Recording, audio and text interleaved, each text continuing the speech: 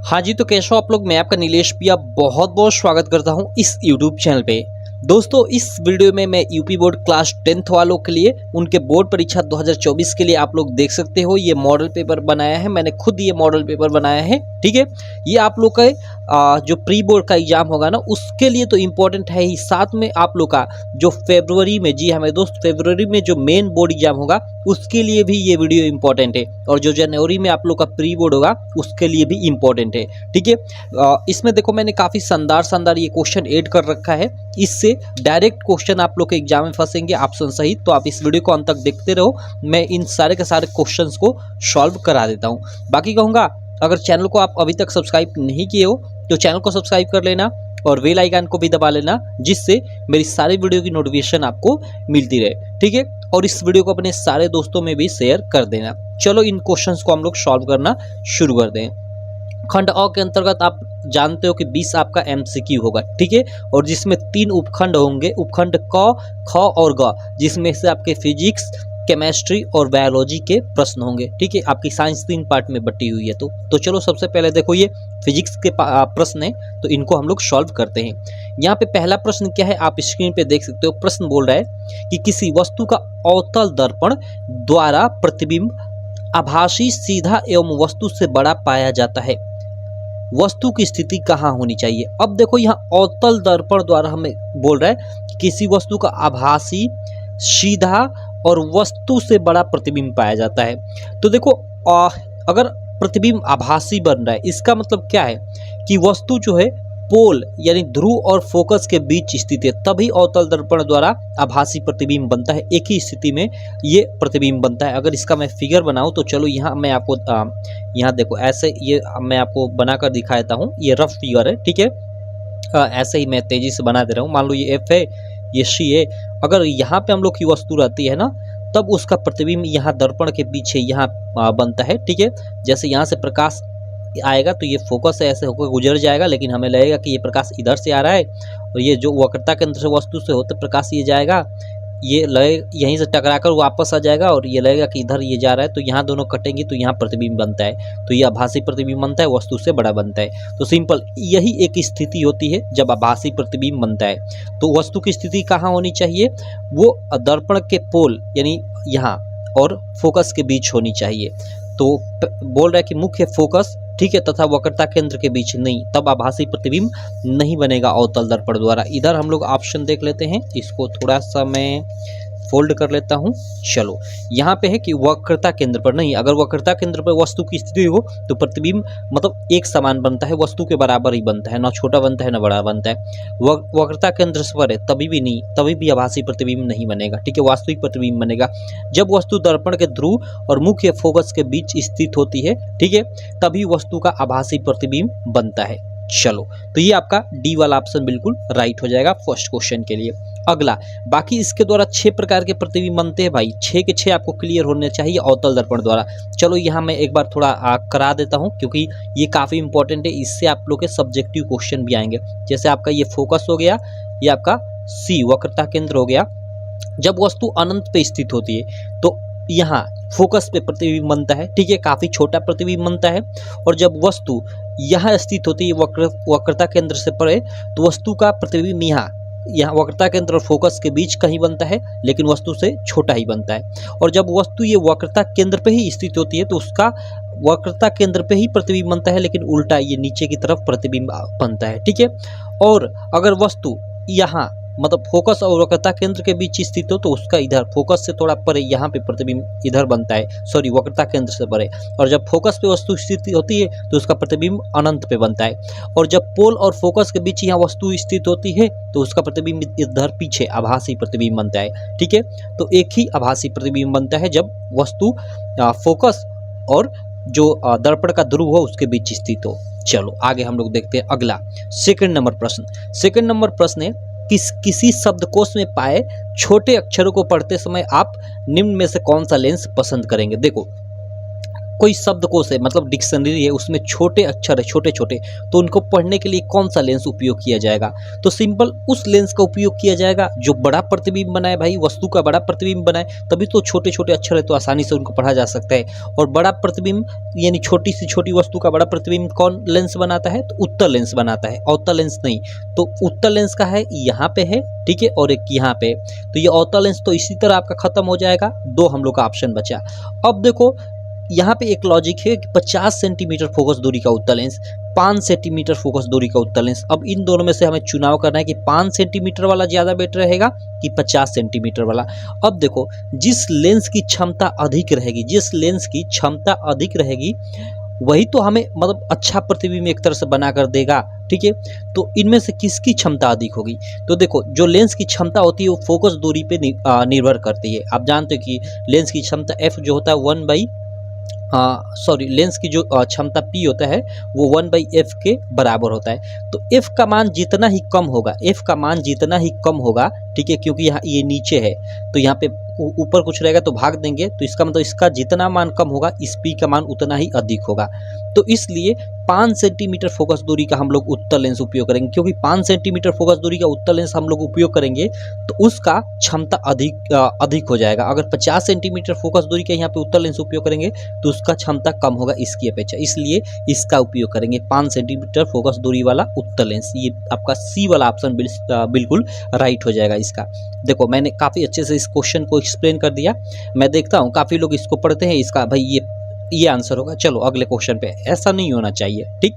चलो अगले हम लोग क्वेश्चन पे चलते हैं। 3rd नंबर, यह क्या है कि किसी गोलीय दर्पण तथा किसी पतले गोलीय लेंस, ओके, पतले गोलीय लेंस यानी उत्तल लेंस और अवतल लेंस की फोकस दूरी प्रत्येक -15 सेंटीमीटर है, दर्पण तथा लेंस संभवतः है। ओके, मतलब कह रहा है कि कोई दर्पण है भाई और कोई लेंस है, ठीक है, उनमें से दोनों की, ठीक है, जो फोकस दूरी है वो क्या है? -15 सेंटीमीटर है। तो जो दर्पण और लेंस है वो क्या होंगे? दोनों अवतल होंगे, यानी जो दर्पण होगा वो भी अवतल होगा, जो लेंस होगा वो भी अवतल होगा, या दोनों उत्तल, यानी जो दर्पण है वो भी उत्तल होगा या जो लेंस है वो भी उत्तल होगा, या फिर दर्पण जो होगा वो अवतल होगा और लेंस जो है वो उत्तल होगा, या फिर यहाँ पे डी में बोला जा रहा है कि दर्पण उत्तल और लेंस अवतल। तो देखो यहाँ फोकस दूरी हमें ऋणात्मक दिया है और फोकस दूरी मैं कई बार आपको बता चुका हूँ कि अवतल दर्पण जो होता है उसकी फोकस दूरी हमेशा क्या होती है? निगेटिव होती है, ऋणात्मक होती है। और साथ ही जो अवतल लेंस होता है, ठीक है, उसकी भी फोकस दूरी क्या होती है? ऋणात्मक होती है। तो चाहे अवतल दर्पण हो गया, अवतल लेंस हो गया, दोनों की फोकस दूरी ऋणात्मक होती है, और चाहे उत्तल दर्पण हो गया या उत्तल लेंस हो गया, दोनों की जो फोकस दूरी होती है वो धनात्मक होती है। तो यहाँ हमें ऋणात्मक दिया है दोनों की फोकस दूरियाँ, तो दोनों लेंस के दोनों मतलब दर्पण और लेंस किस प्रकार के होंगे? दोनों अवतल होंगे। तो ये ए वाला 3rd का क्या होगा? ए वाला ऑप्शन सही हो जाएगा। चलो अगले क्वेश्चन पे चलते हैं। 3rd के बाद 4th नंबर पे यह क्या है कि मानव नेत्र के जिस भाग पर किसी वस्तु का प्रतिबिंब बनते हैं वह होती है, ओके भाई, कार्निया पर प्रतिबिंब बनता है, दृष्टि पटल जिसको बोलते हैं। ये डी वाला आपका बिल्कुल राइट हो जाएगा, ठीक है। चलो आगे, ये हम लोग के प्रश्नोत्तर संख्या 4 हो गया। प्रश्नोत्तर संख्या 5, देखो यह प्रश्नोत्तर संख्या 5 कई बार इस प्रश्न को मैं करा चुका हूँ, वेरी इंपॉर्टेंट प्रश्न है, ठीक है। यह 2 मार्क में भी आ सकता है आपके एग्जाम में, हालांकि यहाँ ऑब्जेक्टिव में डाला है। यहाँ पे इसमें क्या है, देखो क्या बोल रहा है कि 2 चालक तार जिनके पदार्थ लंबाई तथा व्यास समान है किसी विद्युत परिपथ में पहले श्रेणी क्रम में और फिर पार्श्व क्रम मीन्स समांतर क्रम में, ठीक है, संयोजित किए जाते हैं। श्रेणी क्रम और पार्श्व क्रम संयोजन में उत्पन्न ऊष्माओं का अनुपात होगा। अब देखो यहाँ पे कई बार इस प्रश्न को करा चुका हूँ, इसका जो सही आंसर होगा वो ये वाला होगा, 1 संबंधी 4। लेकिन कैसे होगा, चलो यहाँ पे भी थोड़ा मैं इसको अच्छे से एक्सप्लेन कर दूँ, क्योंकि बहुत सारे नए बच्चे भी वीडियो को देख रहे होंगे, ठीक है। तो यहाँ पे चलो मैं आपको इसको, ओके 1 मिनट, चलो इसको थोड़ा हम लोग सॉल्व ही कर लेते हैं इस क्वेश्चन को। चलो यहाँ पे देखो हम लोग के 2 तार हैं, जैसे ये हम लोग का ये फर्स्ट तार हो गया, ठीक है, ये मैं बना लेता हूँ ऐसे ही फिगर, ठीक है, ये सेकेंड तार हो गया। तो देखो क्या बोला जा रहा है कि दोनों की लंबाई समान है। अगर ये 20 मीटर है तो ये भी 20 मीटर है। दोनों का पदार्थ समान है। पदार्थ मीन्स अगर ये आपका ये मान लो लोहा है तो ये भी लोहा है, ये कापर है तो ये भी कापर है, ठीक है। और दोनों का व्यास, जो व्यास यानी जो ये मोटाई है दोनों का, वो भी समान है, ठीक है। तो अगर सब कुछ समान है तो इन दोनों का प्रतिरोध भी समान होगा। अगर इसका प्रतिरोध मान लो 20 है तो इसका भी 20 होगा, इसका 30 है तो इसका भी 30 होगा। तो एग्जैक्ट तो हमें दिया नहीं, तो मान लो हम मान लेते हैं कि इसका प्रतिरोध R है तो इसका भी प्रतिरोध क्या होगा, R होगा, सिंपल। अब इनको कह रहा है कि किसी विद्युत परिपथ में पहले श्रेणी क्रम में जोड़ा जाता है, ठीक है, और फिर समांतर क्रम में जोड़ा जाता है। तो अगर इन दोनों को हम लोग श्रेणी क्रम में जोड़ते हैं तो श्रेणी क्रम का फार्मूला RS, सीरीज में श्रेणी क्रम, इसको S मीन्स सीरीज कॉम्बिनेशन यानी श्रेणी क्रम, और फार्मूला क्या होता है R1 + R2 + R3। तो दो प्रतिरोध है तो R1 + R2, तो R1 के जगह पे R और R2 के जगह पे भी R, क्योंकि दोनों का समान ही है प्रतिरोध। तो RS यानी ये 2R के बराबर हो जाएगा।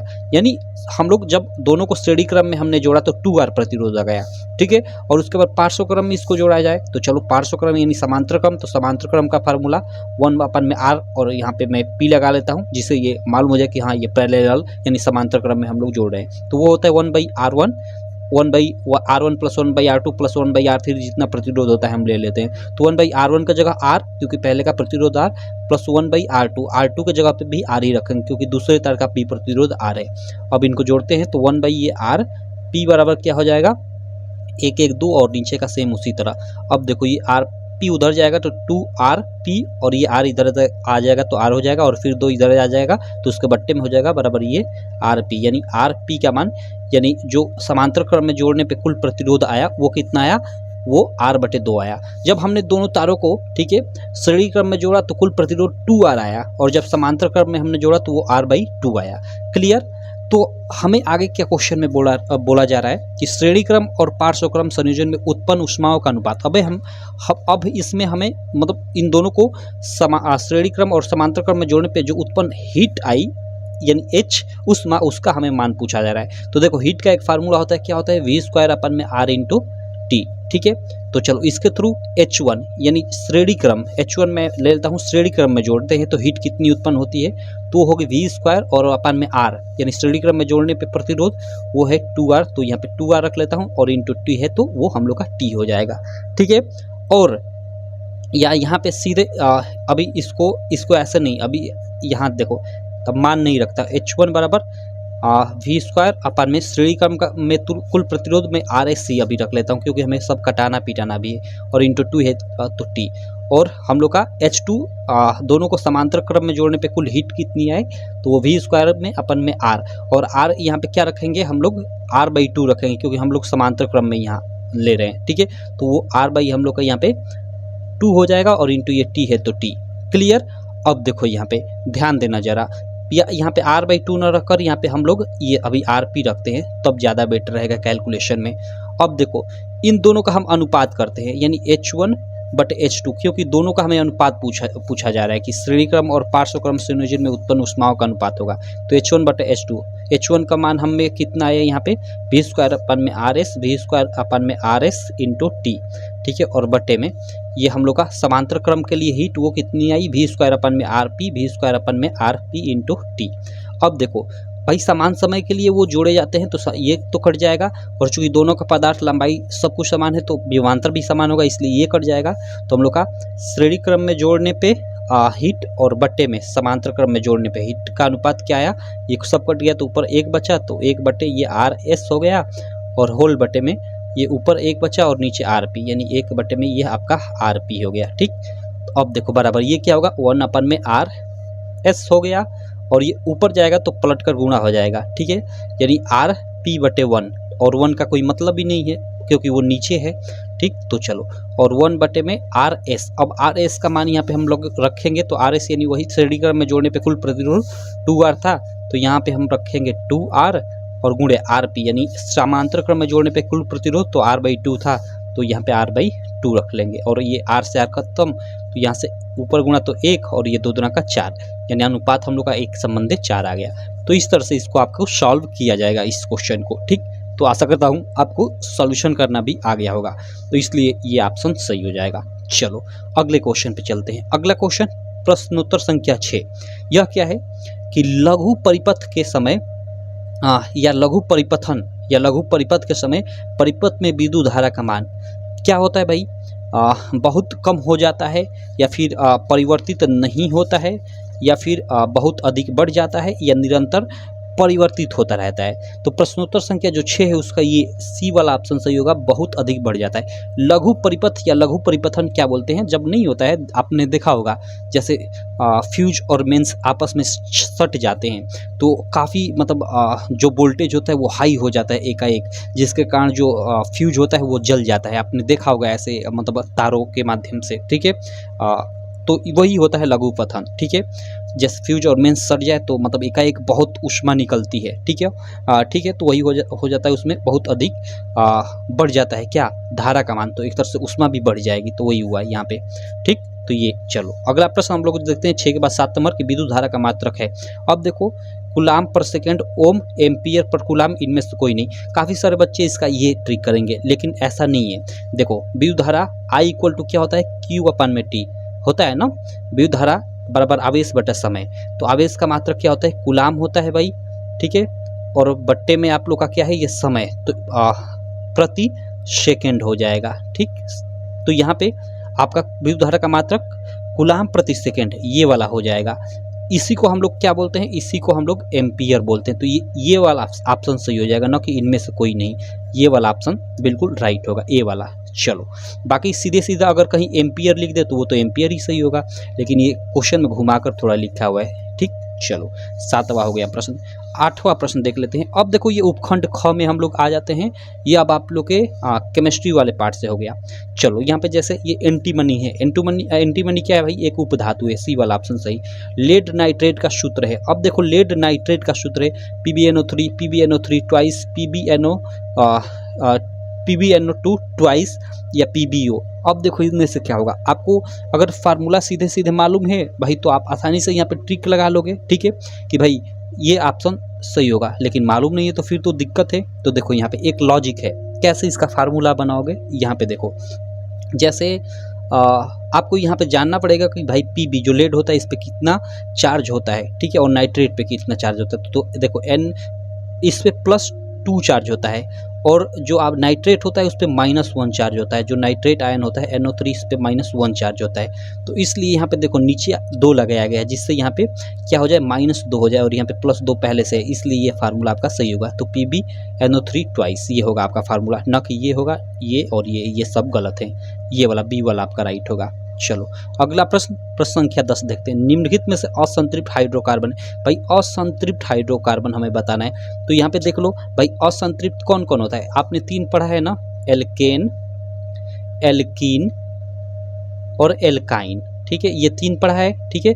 तो इसमें एल्केन में हमेशा सिंगल बांड होता है, इसमें कम से कम एक डबल बांड होता है, और इसमें एक कम से कम ट्रिपल बांड होता है, और ये दोनों असंतृप्त हाइड्रोकार्बन के अंतर्गत आते हैं, ठीक है। तो देख लो इसमें से जो एल्केन है इसको निकालो, C2H6, और एल्केन का सामान्य सूत्र क्या होता है, CnH2n+2, ठीक है।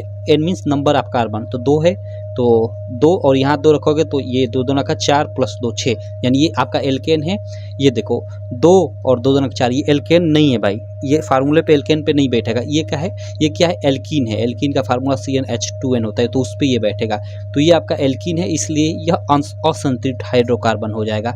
तो हमें असंतृप्त पूछ रहा है तो ये वाला, बाकी ये आप बैठा लो, ये सब एल्केन पे ही बैठ जाएंगे, ठीक। तो ये आपका असंतृप्त हो जाएगा, और ये आपका एल्केन जो होता है वो संतृप्त हाइड्रोकार्बन होता है। तो सब ये एल्केन के ये सूत्र हैं, एल्केन ग्रुप के अंतर्गत आएंगे, और ये आपका एल्कीन के अंतर्गत आएगा, तो इसलिए असंतृप्त हो जाएगा। चलो यहाँ पे है हम लोग का प्रश्न संख्या 11, प्रोपेनल में क्रियात्मक समूह है। अब देखो यहाँ प्रोपेनल अंत में क्या आ रहा है, अल आ रहा है भाई, प्रोपेन प्लस अल। अल किस में लगता है भाई, ये किस में लगता है, उपसर्ग अल किस में लगता है, तो जो एल्डिहाइड ग्रुप होता है, ठीक है, उसमें, ठीक है। जब होता क्या है कि देखो जब हम IUPAC नामकरण करते हैं तो उसमें उपसर्ग अल लगता है एल्डिहाइड में, और एल्डिहाइड का क्रियात्मक समूह क्या होता है, CHO, ठीक है, ये होता है। तो ये आपका सही हो जाएगा। चलो बाकी ये कीटोनों का है, ठीक है, ये आप लोग का जो एल्कोहल है उसका, और ये आपका कार्बोक्सिलिक अम्ल का। आगे चलते हैं। अगला 11 के बाद 12 नंबर प्रश्न है कि एसिटिक अम्ल, जो एसिटिक अम्ल यानी जो आपका सिरका हो गया, ठीक है, का IUPAC नाम है भाई एसिटिक अम्ल। एसिटिक अम्ल को क्या बोला जाता है, देखो CH3COOH ये एसिटिक अम्ल का क्या होता है, फार्मूला होता है। ठीक है, मेथ एथ यानी ये एथेनोइक अम्ल हो जाएगा। ठीक, चलो इसमें इसमें इसका उपसर्ग क्या होता है, ओइक होता है। ठीक, चलो आगे देखते हैं। 12 के बाद 13 नंबर, एक तत्व के क्लोराइड का सूत्र MCl2 है, उसके ऑक्साइड का सूत्र होगा। अब देखो यहाँ क्लोराइड का सूत्र क्या है, MCl2 है। MCl2 है भाई, देखो क्लोरीन पे क्या होता है, -1 चार्ज होता है, तो यहाँ नीचे 2 लिखा है, यानी M पे +2 चार्ज है, इसीलिए यहाँ पे 2 लिखा है। इसका मतलब कि M पे +2 चार्ज है। तो यहाँ पे देखो O सब जगह O जोड़ा है, तो और ऑक्सीजन पे हम लोग जानते हैं कि -2 चार्ज पहले से होता है, तो सिंपल फार्मूला क्या हो जाएगा, MO हो जाएगा, क्योंकि इस पे +2 चार्ज, इस पे -2 चार्ज पहले से ही होता है। तो ये आपका ये वाला आपका राइट ऑप्शन हो जाएगा। ठीक है, ये नहीं होगा, क्यों, क्योंकि इस पे अगर +2 चार्ज है तो नीचे 2 तो 2 ना कि ये +4 चार्ज हो जाएगा 4 चार्ज हो जाएगा, और यहाँ पे -2 रह जाएगा, इसलिए गलत हो जाएगा। इसी प्रकार ये और ये भी गलत हो जाएंगे, ये सही होगा। चलो ये हम लोग का प्रश्न संख्या 13 हो गया। ओके, ये केमिस्ट्री वाला खत्म। अब हम लोग बायोलॉजी वाले सेक्शन पे चलते हैं, उपखंड ग में। चलो इसको कर लेते हैं। यहाँ पे है कि ब्रिको का कार्य होता है। ब्रिको का कार्य भाई क्या होता है, तो ये उत्सर्जन, ठीक है, जैसे लीवर। ठीक है, आपका ये हो जाएगा। पत्तियों में कलिका विकसित होती है। ओके, पत्तियों पर, में नहीं, पत्तियों पर कलिका विकसित होती है। किस में होती है भाई, पत्तियों पर कलिका, किस पौधे में, तो इधर चलो, इधर आपका ऑप्शन दिया हुआ है कि पुदीना में, आलू में, ब्रायोफिल्लम में, इन सभी पर। तो ब्रायोफिल्लम नामक पौधे के पत्तियों पर कलियां विकसित होती हैं। उसके बाद ये है कि अनुवांशिक हो गए, अनुवांशिक विज्ञान के जनक माने जाते हैं भाई ग्रेगर जॉन मेंडल। ये A B ये C, ठीक है, ये C वाला सही हो जाएगा। अब देखो 2 DNA तंतु आपस में जुड़े होते हैं, ये हाइड्रोजन आबंध द्वारा। देखो इसमें सब ये C हो जाएगा, ये थोड़ा मैंने ये टाइप किया है तो ये मिस्टेक है थोड़ा। ठीक, चलो कोई दिक्कत नहीं। 2 DNA तंतु आपस में जुड़े होते हैं तो हाइड्रोजन आबंध द्वारा। मुकुलन द्वारा प्रजनन होता है हाइड्रा में, सिंपल। मेंडल का प्रायोगिक पौधा था। देखो यहाँ पे लड़के कंफ्यूज होंगे, मीठी मटर या उद्यान मटर, तो सही ऑप्शन है उद्यान मटर। और अंतिम और 20वां ऑब्जेक्टिव है कि निम्न में से कौन सा मादा जनन तंत्र का भाग नहीं है। देखो अंडाशय, गर्भाशय, डिंब वाहिनी, ये सभी मादा जनन तंत्र का भाग है, बल्कि शुक्रवाहिका ना जो नर जनन तंत्र है, ठीक है, उसका भाग है। तो ये शुक्रवाहिका आपका ऑप्शन सही हो जाएगा, क्योंकि यहाँ हमें पूछ रहा है कि मादा जनन तंत्र का भाग नहीं है, तो ये नहीं है, क्योंकि ये नर जनन तंत्र का भाग है, न कि मादा जनन तंत्र का। ठीक, तो ये वाला ऑप्शन सही हो जाएगा। तो इस प्रकार हमने इस वीडियो में 20 काफ़ी इंपॉर्टेंट MCQ हुई है, इन सभी को आप लोग क्लियर कर लेना। सारे के सारे काफ़ी इंपॉर्टेंट थे, आप लोग के बोर्ड एग्जाम में देखना, इनमें से सेम टू सेम ऑप्शन सही छपने वाले हैं।